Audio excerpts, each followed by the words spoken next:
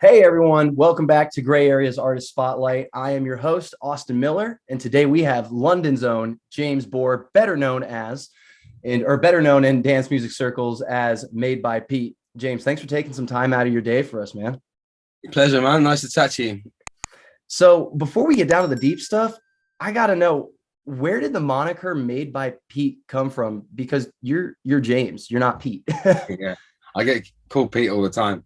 My dad's name was Pete, so Stop. He passed away when I was younger, but so I was literally made by Pete. Like, that's pretty cheeky, man. That's pretty nice. Yeah. So your dad's name is Pete. Is your family still in the UK? Yeah. We live just outside of London.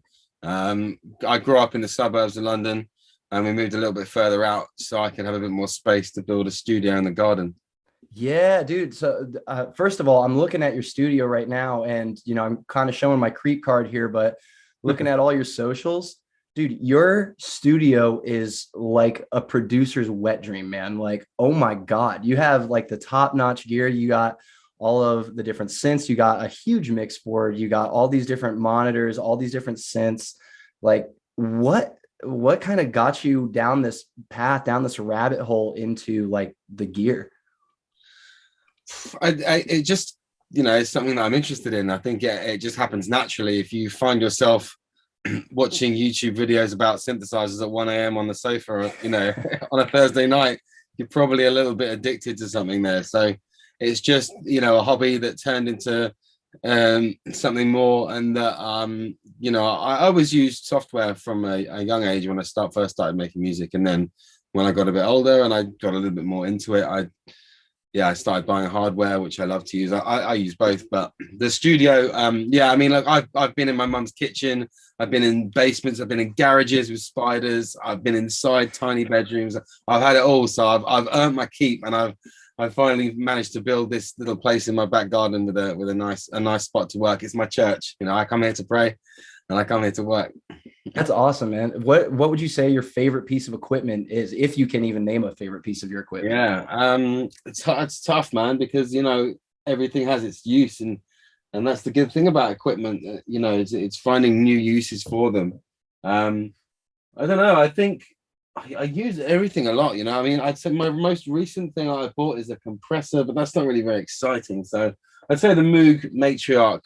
It's a really cool synthesizer, semi-modular synth. It's got an amazing sound, and you can do some cool stuff with it. Yeah, that's really cool, man. So kind of now flashing back, now you're clearly this accomplished DJ and producer who like knows his way up and down about all the equipment and knows what it takes to make a high quality track and make a high quality set. But where did this all start? Where did your musical journey begin? Like, what is your earliest musical memory?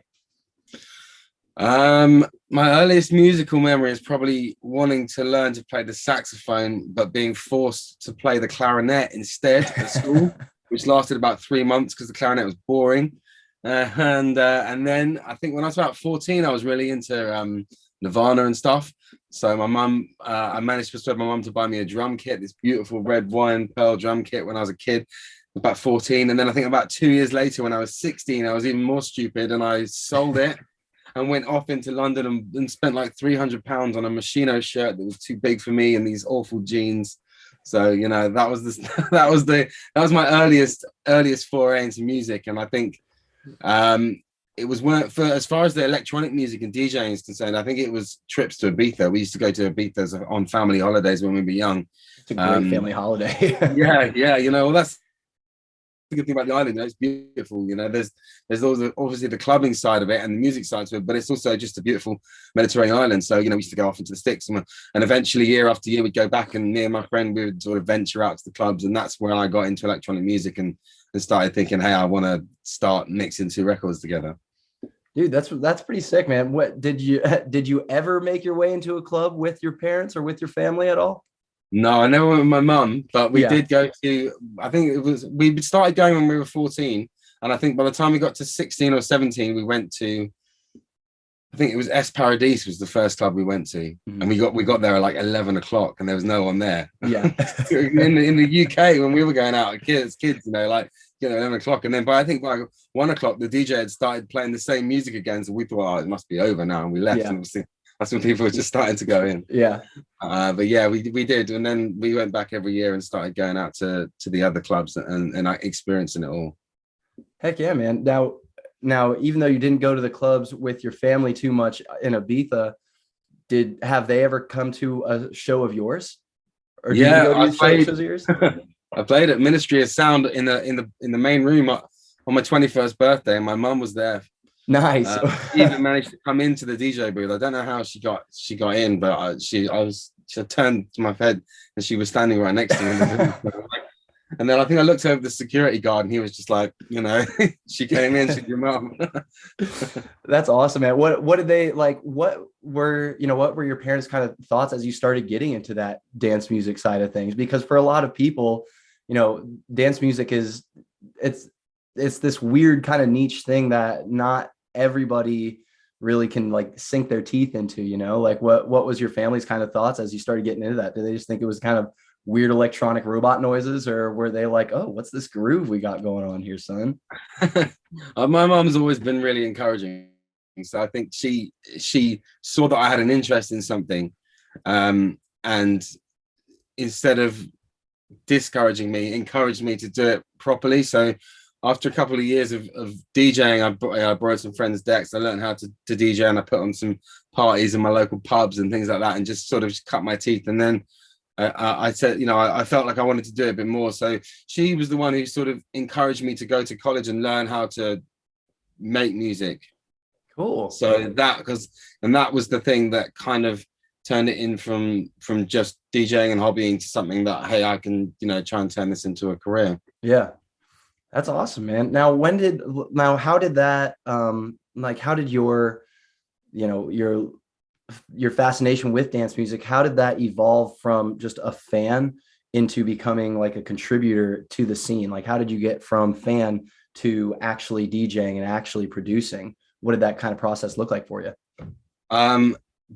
Well, the first gig came out of a fluke. I was a tennis coach as a teenager because I played tennis as a kid. So yeah. I was coaching, and I ended up just coaching this guy who we got talking, and we were talking about house music, and we were into it. And I told him that I DJed at home, and he told me that he ran events at a club. So I offered him some free tennis lessons, and he gave me a couple of gigs. And I played, I probably played all the wrong music all the wrong time. I was young, but that was my first gigs, and I just loved it. I always thrived off an energy. Just playing music to someone and seeing their reaction. I think that was the initial thought. And whether that's two people on the dance floor, the first DJ, or whether it's 10,000 people, it's that same vibe, that interaction with two people. I think that really hooked me.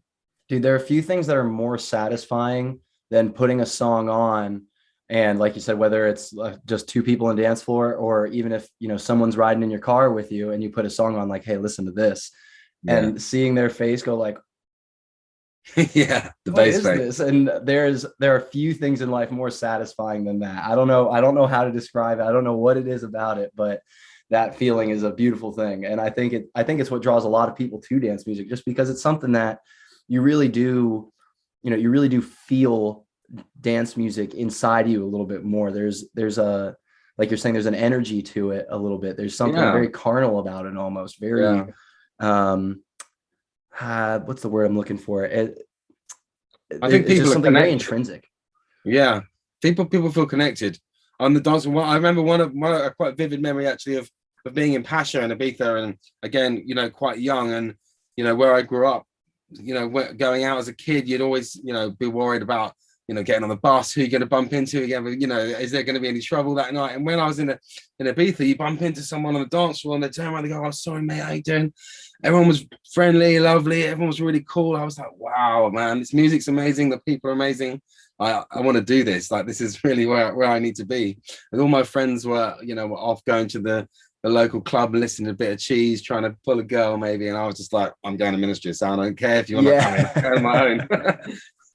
It's so cool that you know, it provides that space that, you know, that space for us to be able to, you know, whether you're by yourself or whether you're with a crew of people, to just be able to kind of sink into that rhythm, sink into that beat, and then kind of just like let it all melt away a little bit, and just kind of, Yeah. the next thing you know, 3 hours have gone by and you're like, oh, I need to get some water. Yeah. Yeah. So now, do you remember the first feelings that you experienced with that first set? Like what was that feeling that you had when that first time you went behind the decks versus, you know, where you are now behind the decks? It's still as exciting now as it was back then. I was probably a little bit more nervous back then because I was DJing on vinyl, and then you actually had to do something. You know, it was like you actually had to like focus and make sure the needle's not bumping or the record's in time. Yeah.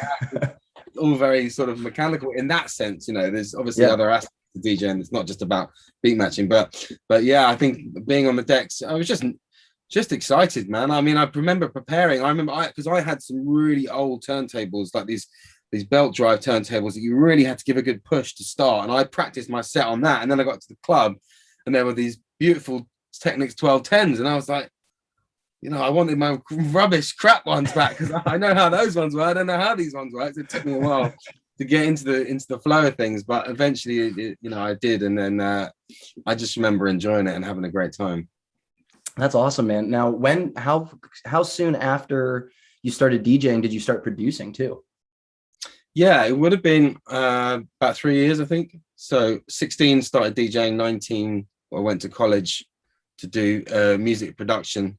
Cool. It was like a music production and business. It was like a 2-year course. Yeah. But it was I think it was like 2 days a week, and it was a Monday and a Tuesday. But I always used to go on the Monday because it was the practical day, and the Tuesday was the music business day. Yeah. And not that I wasn't interested, but on a Monday I had a residency in a town outside of London. It was a student night.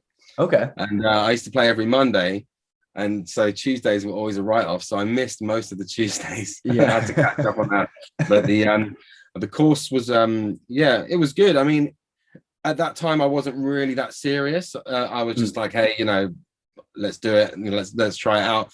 And I think the best thing that it taught me was how to use Logic, because Logic's the software that I use to produce. And like any sort of professional software, it takes time to learn these things. You know, people try and learn it now when they've got jobs and kids and, you know, things going on, and they can't do it because they don't have the time. Yeah. So I was fortunate enough to do it repetitively, you know, every other day for a year, and it just clicked in my head, and then I knew my way around the interface. I knew where to click, and that stuff didn't have to get in the way of me being creative and making music.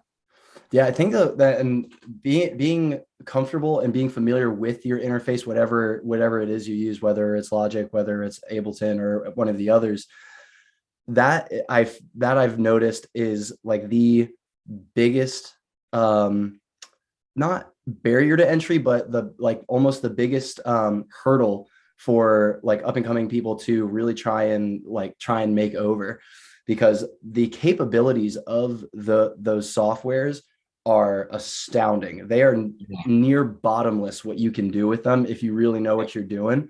But like you're saying, it takes a couple laps around the track before you really even start to scratch the surface of what they can do.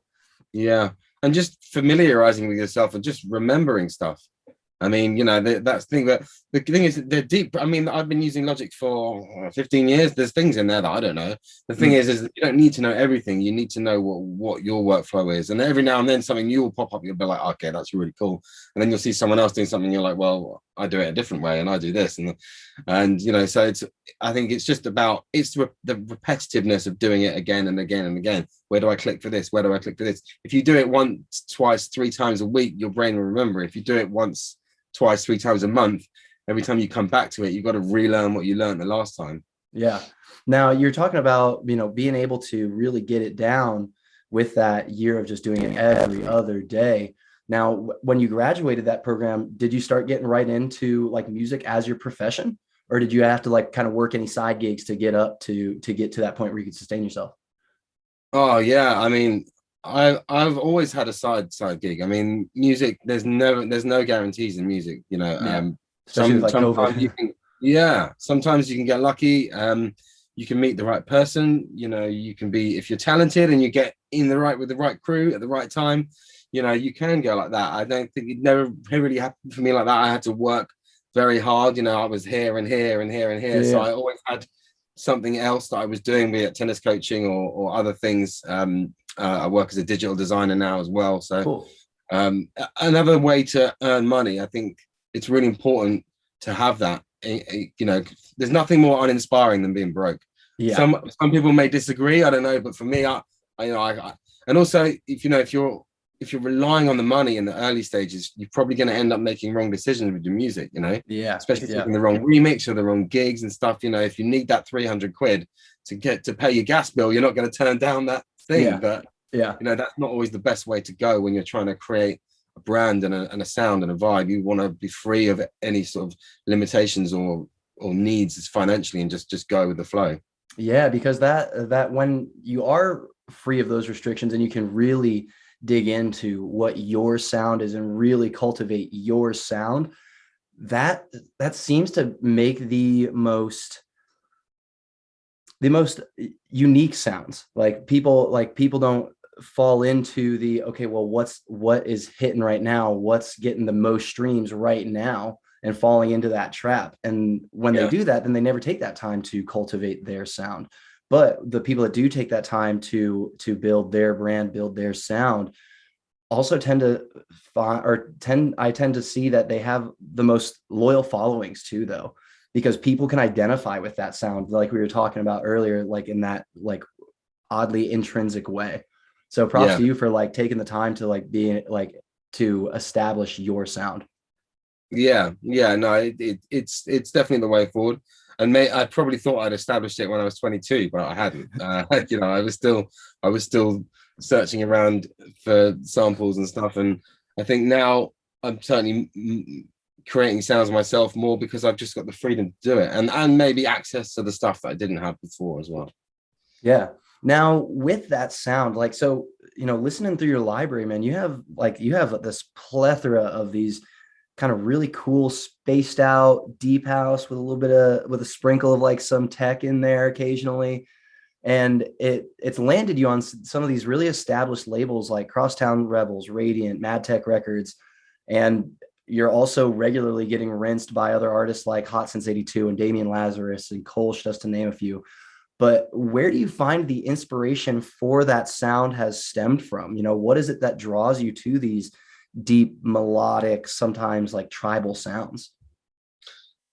I don't know, really. I think understanding what it is that you like about a sound, it can be quite hard to do. You think, oh well, I like this bass sound because it's a good bass, but there's a lot more depth to that sound. And what is it about that sound? Do you like the way the transients? Do you like the way it rumbles in the low end, or the way it's got a nice top end? You can get a little bit more in depth, and I think I find inspiration all over the place. Sometimes I'll be listening to music and I'll hear like the snare drum and I'll be like, I like that snare, I'm going to sample that snare. And that sound alone will give me a direction to go with the rest of the beats, or the rest of the groove, whatever it is. So I've always been into drums, back from selling my drum kit as a kid. I've always into drums. I've got percussion and stuff. And so I like to balance, try and sort of, what excites me is blending together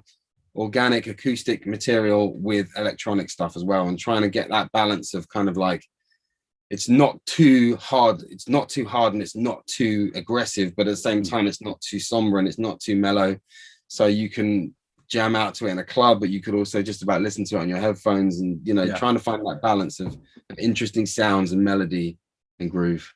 Nice, man. Now you're talking about you like to try and balance like that organic with that synthesized. Like, do you ever try to bring in much like live instrumentation, or do you do most of like your instrumental work like through like the bottomless well of a studio that you have?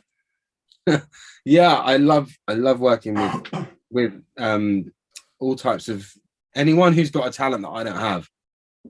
I mean, I like to be the guy who's at the desk producing and getting that final sound together, but I'm not a musician myself.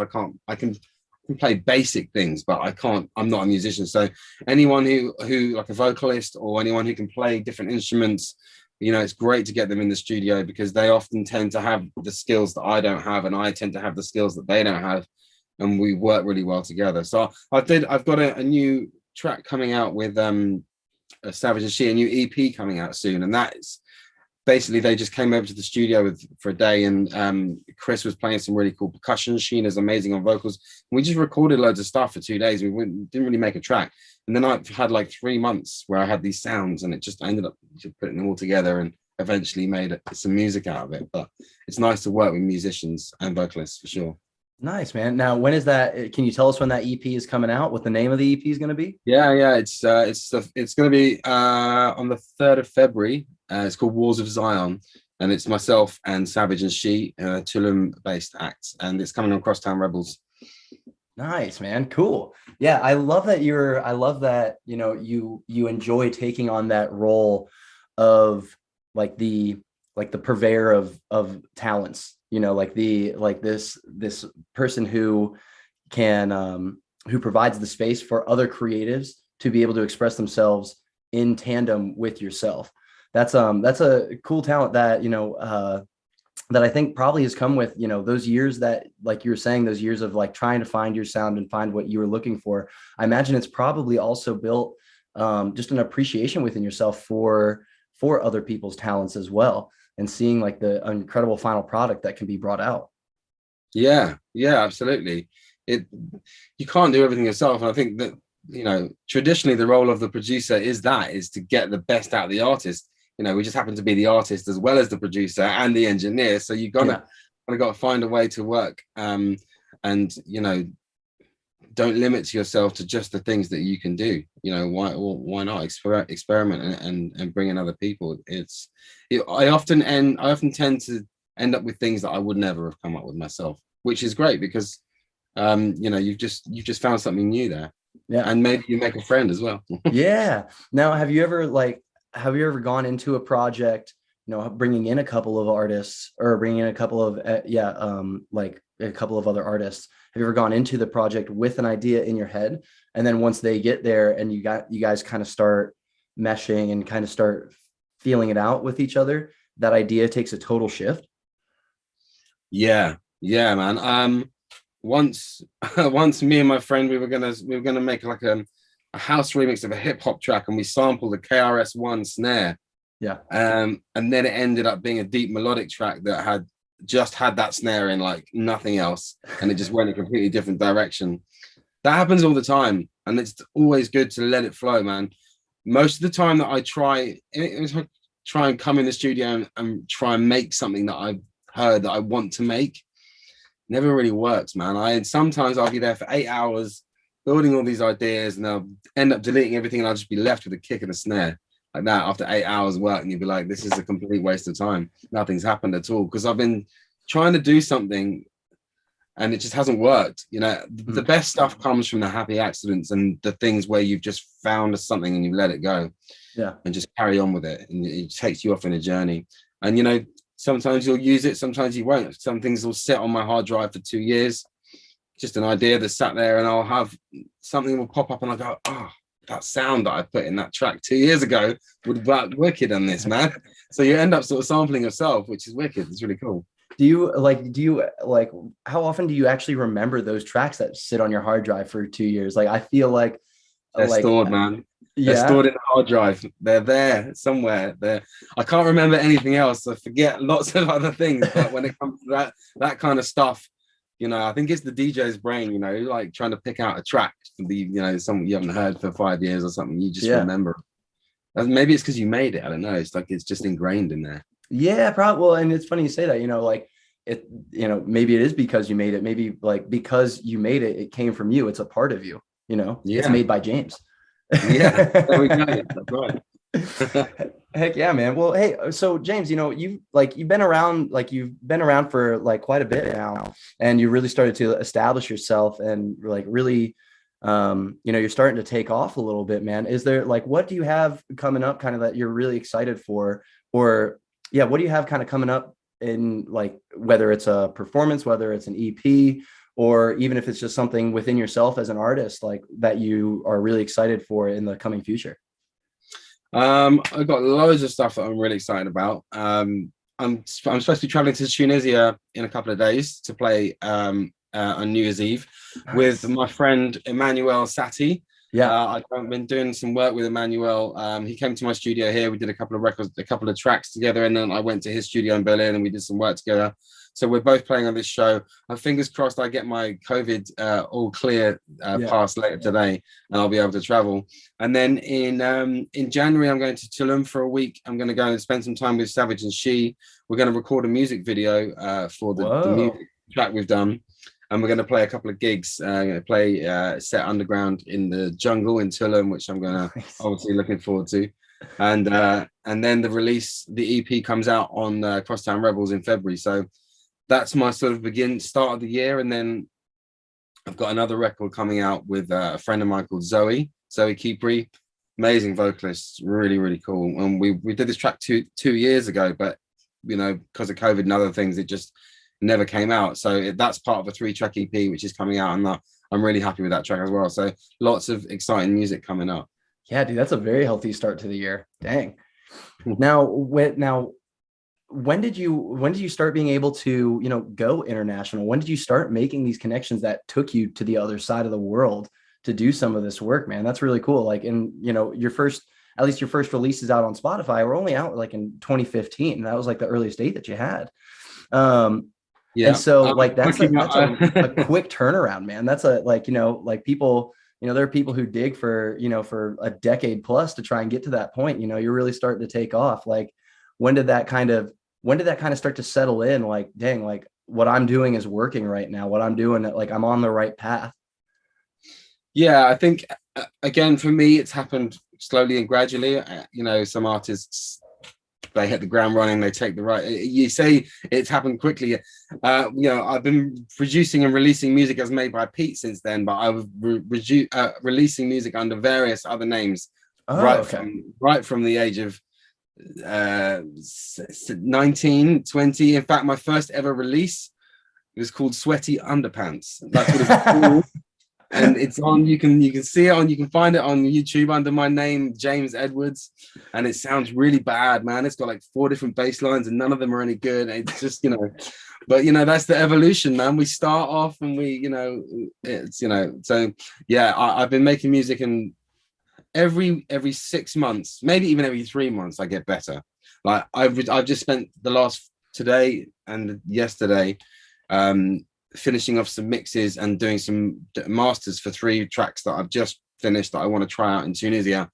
And I finished them maybe like 6 weeks ago, maybe, and I've just improved on them now only in the last 6 months, because I've learned more in the last 6 weeks because I've been watching more YouTube videos till 7 in the morning. So I'm improving all the time, and my techniques, the more you do it, the more you learn. So things have gone slowly. But coming back to the international stuff, it's hard, some things will come along out of nowhere, and sometimes you'll have, times when you're not traveling and you're not doing international gigs. But it's such a pleasure to travel and to play music. I mean, if you can do those things together and you can earn some money, then you're blessed. Yeah, absolutely, man. Now, when you first started, when you first graduated your music production program and all that, did you ever did you ever see yourself getting to this point? I would never say that I assumed that I would, but I always wanted to, and that was always the what I was working towards. I was always working hard, whether it was flying outside clubs until 3 a.m. so I could play the graveyard shift, those kind of things. And it was just like, when something's right because you're willing to graft for it and it doesn't feel like grafting. You just want to do it. And that's it. It's always felt like that to me. Back at the start, we said I'm still excited. I still have the same drive and enthusiasm about getting up in the morning and coming to make music that I had 15 years ago. So in a way, I'm just lucky to have something in my life that drives me and that I'm excited about still. Yeah. And that's how that it's truly a passion of yours. It's amazing like how many people I've talked to, not in this standpoint, but just like in day-to-day life, who, when you ask, well, what is your passion in life? What really, like, what is something that you would pay to do every day for the rest of your life? And it's amazing. It's amazing to me how few people actually have an idea of what that is in them. And so it's something that, the more I realize that it's almost a rare thing. I've really come to appreciate like people who are passionate about those things, people who are, who are pursuing the things that make their heart happy more than anything else. Even if there isn't the guarantee of a paycheck, of a international tour, of this, of that, you don't do it because of those things. You do it because you love it, because it makes your heart happy. Yeah, absolutely. It's a blessing to have it, And like you say, I would, if there was no money involved, I'd still be here doing it every day because I just love doing it. I love that, man. Doesn't mean they can't pay me though. Yeah. In fact, it's encouraged. Yeah. Now, what advice might you have for other up and comers who, who were in your standpoint, back in those days where they're just, going in their kitchen, with their friends' decks or something like that? I could say to someone who is young and starting out, I would just say enjoy it, man, and soak up as much as you can.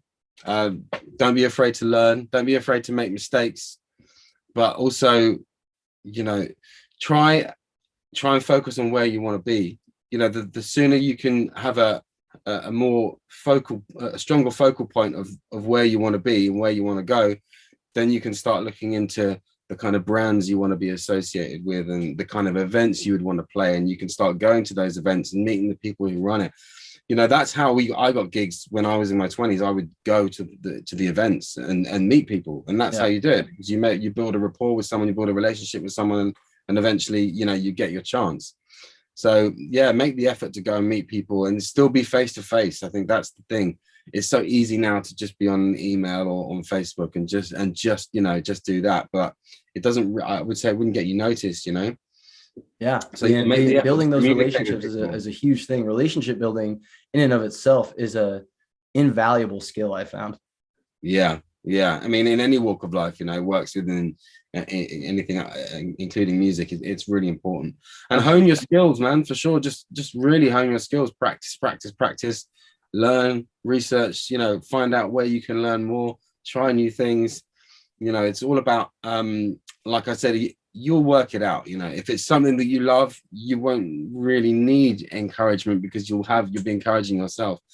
But also, be prepared to have your butt kicked a few times. Be prepared to get knockbacks.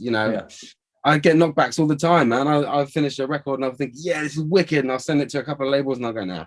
I'll be like, yeah, it still hurts, So everyone, it happens to everyone, man. You have good days, you have bad days. Don't let that stuff get you down. Just keep cracking on and keep learning. Yeah. Now you mentioned, the relationship building, and you're born and raised in the UK, which has for so long been a hotbed for house music. It has been at the forefront of some of the best music out there for decades now. Do you think that growing up in that area, like being able to be enmeshed in that area, once you garnered that appreciation for the music from Ibiza, do you find that being in that area helped to kind of hone your sound a little bit? Or what do you think your relationship with growing up in that area is? I would say that it definitely helped being in London because of the options and the scene. It's so buzzing. There were so many clubs and there were so many options. Having said that, there are so many more DJs here as well, so the competition's fiercer, but the scene is thriving here for sure. I wouldn't say that London has had a real impact on my sound, at least consciously. Maybe subconsciously it has. The thing about the UK, I think the music it's always been very ahead of its time. Everyone seems to say that, from drum and bass to rave to dubstep, there was always that first thing. But I've always found the sound in the UK maybe to be a slightly more raw and maybe a little bit more aggressive in terms of sound. So I've sort of picked little bits from there and little bits from there and sort of eventually found the sort of ingredients that I like that work well for me. So yeah, but being in London and wanting to be a DJ, I mean, there was just so many opportunities. I just had to go out there and find them. It wasn't like I was in a little, town miles away from anywhere in a country that doesn't have any opportunities. It would have been a lot harder for sure. Yeah. Now, do you think that, now let's take the other side of that equation, like you just said, being in that little town, do you think that being in a tiny little town that doesn't have much of a scene, do you think that that can be a big hindrance to like someone who might, the one person in that town who does like dance music, that they're trying to, maybe build their scene in that area? Do you think it's something that they can build in their area, or do you think it's something that they got to get out and get to a place where it's already established? Yeah, it's a tough one. I think certainly, being somewhere like that. I mean, I've recently worked with a guy, a musician, really talented multi-musician called Tom Diesel. I'm working with him on some music, and he came from a tiny town in Australia in like the outback. Wow. And Okay. he had nothing to do. So he learned professionally how to play the piano, the cello, the guitar.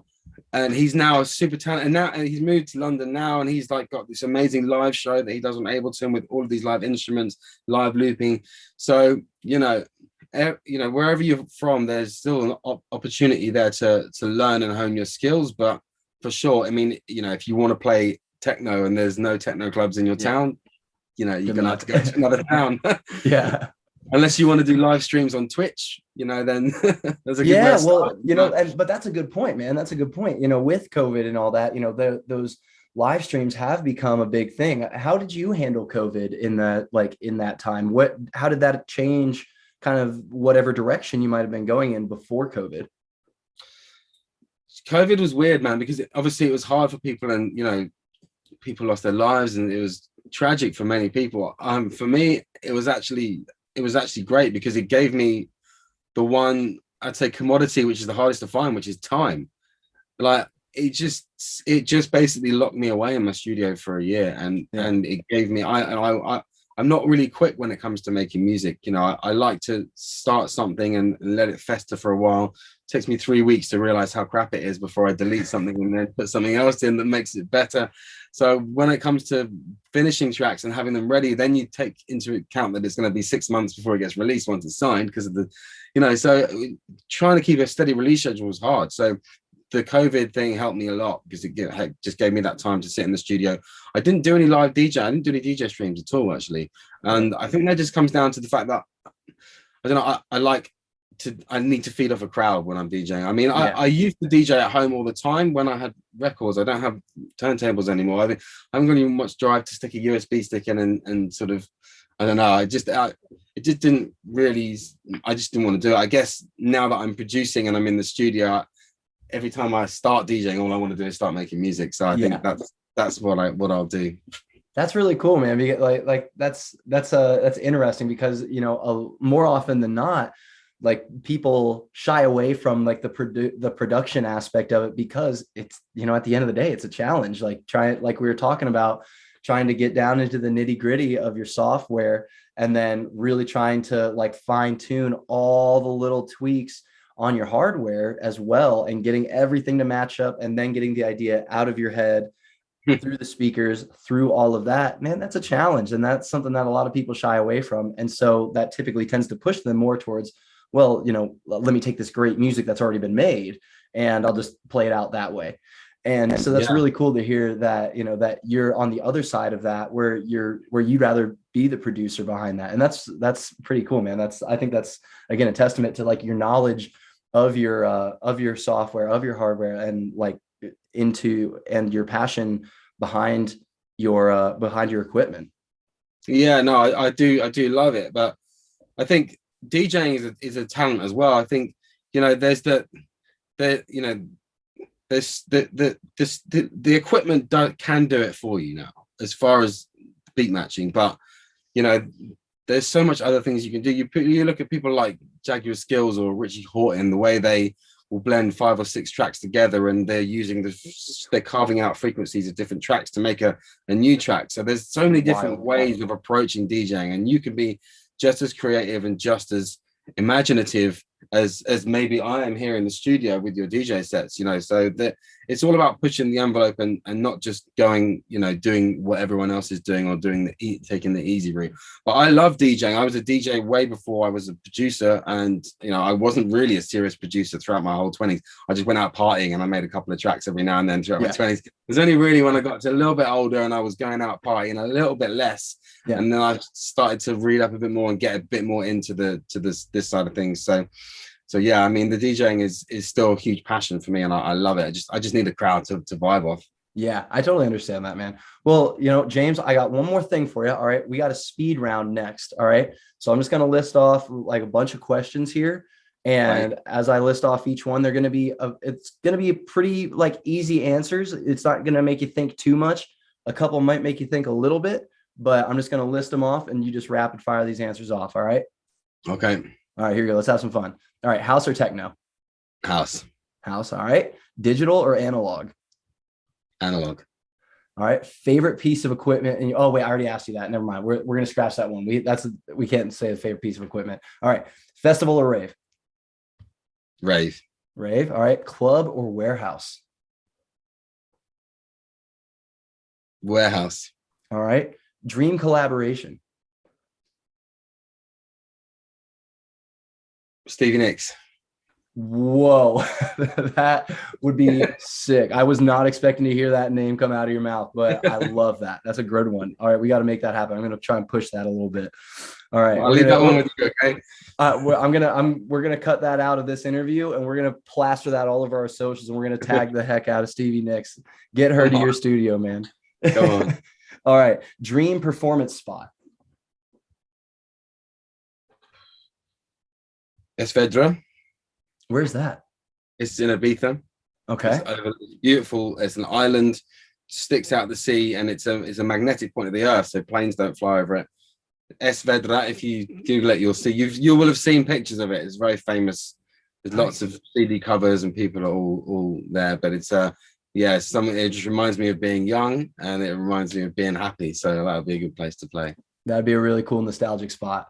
Okay. You walk into a house party, like an old time house party, you know, and someone hands you the aux cord. All right. What song are you playing to get the party going? Oh man, you need to give me a few days to prepare that one, man.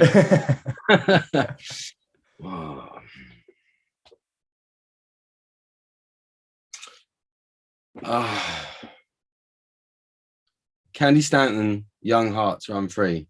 Candy Stanton, Young Hearts Run Free. All right. I'll have to look that one up after I hop off this interview here. All right. Now, flip side of that, it's the end of the night. The house party's winding down. All right. What song are you closing out the night with? Candy Stanton, Young Hearts Run Free. I love it. This is even more reason to go look this one up. Okay. If you could listen to only one there's song, hundreds, man. There's hundreds, you know, so yeah, it can't be anything. I got you. Okay. If you could only listen to one song for the rest of your life, what song would it be? What's the answer? Candy Stanton, Young Hearts Run Free. Yeah. And I'm going to pick a new song, actually, something that I've actually recently remixed. It's a guy called Under Her, based in Canada, really cool producer, featuring Eleonora, and the track's called Calling. It's quite a recent release on a label called True Colors, which is a label I really like, based out in New York. Yeah, beautiful original track, which I listened to over and over and over and over again before I remixed it, because I was like, how am I going to make this better? Like, because that's what, if I'm going to remix a track, A, I need to love it, and B, I need to maybe not make it better, but interpret it in a different way that, you know, if it's not within the same genre, then it needs to be just as good. And if it is the same genre, it needs to be better. Otherwise, what's the point? You know? So yeah, that's the long answer. Excellent. Right. Okay, so now we're in the midst of the holiday season, right? What is your favorite holiday dish? It's got to be a traditional English roast. Traditional English roast. All right. Do you know your way around the kitchen a little bit? I do. I love to cook, man. I cooked on Christmas Day. I love to cook. It's something that I do on a Sunday. I'm not allowed in the studio on Sunday because I've got kids and I've got a wife. So she's like, no. Okay. Yeah. So on Sunday, I'm in the kitchen, usually cooking maybe got a bit of football on the laptop, a couple of beers, and I'm cooking up. So yeah, it's like making music, man. You're picking out the best ingredients, putting it all together, making something good. I love that, dude. I've never quite heard someone make that comparison of like making music is like being in the kitchen, but I totally see that. I love that, dude. I like to cook myself. That was actually a Christmas gift I did for my parents a little while back. Was, they taught me how to cook growing up, and I don't get home too often these days, but when I went home, I was like, all right, this year I'm going to cook all the dinners this year for like the week that I'm there, and pulled out some Nice. like really fun little dishes. And it was a good time. It was a very like nostalgic kind of cathartic feeling going on. It was cool. It was a good time. Nice, yeah, man. So, okay. Couple more. Coffee or tea? Coffee, All right. How do you take it? black, no sugar. I love that. Yep. Man of my own heart. Okay. Final one. Before I die, I want to blank.